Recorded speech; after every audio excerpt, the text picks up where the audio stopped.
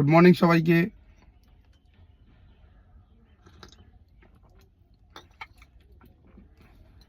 সবাইকে অসংখ্য ধন্যবাদ।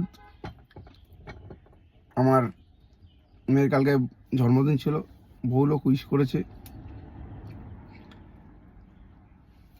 সবাইকে তো আমি পার্টিকুলার বলতে পারিনি, এই জন্য ভিডিওটা করে জানিয়ে দিলাম। অনেক অনেক ধন্যবাদ আপনাকে আশীর্বাদ করার জন্য। আর আরেকটা খুব ভালো খবর যে আজকে 11 তারিখ, পরশু দিন আমাদের দেশে মেসি আসছে। সত্যি খুশি খবর আমাদের যারা কলকাতায় আছে, কলকাতায় আসছে যেহেতু মেসি। আবার দুঃখজনক ব্যাপার একটা, আমাদের তার মানে ইন্ডিয়ান ফুটবলটা কোথায় চলে গেছে, স্পন্সর নেই। সবাই বলছে, এত বড় লেজেন্ড প্লেয়াররা বলছে আমাদের ফুটবল খেলতে দাও। এদিকে মেসি আসার জন্য এত এত কোটি টাকা স্পন্সর পাচ্ছে। শতদ্রুদা হয়তো স্পন্সর জোগাড় করেছে, কিন্তু এএফএফ স্পন্সর জোগাড় করতে পারছে না।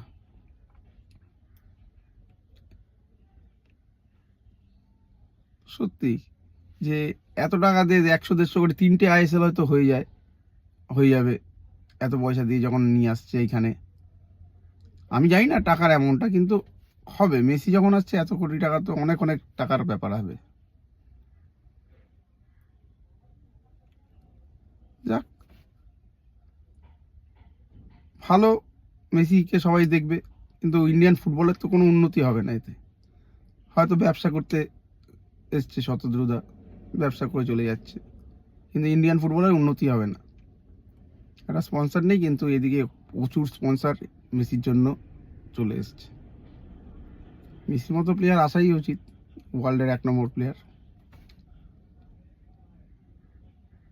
এটাই বলার ছিল যে আমাদের ইন্ডিয়ান ফুটবল নিচের দিকে চলে যাচ্ছে, কিন্তু আমাদের দেশে বিজনেস করার জন্য বহু লোক পয়সা কামিয়ে চলে যাচ্ছে। অসংখ্য ধন্যবাদ, এই জন্যই আমি ভিডিওটা করলাম। সবাই ভালো থেকো, থ্যাংক ইউ।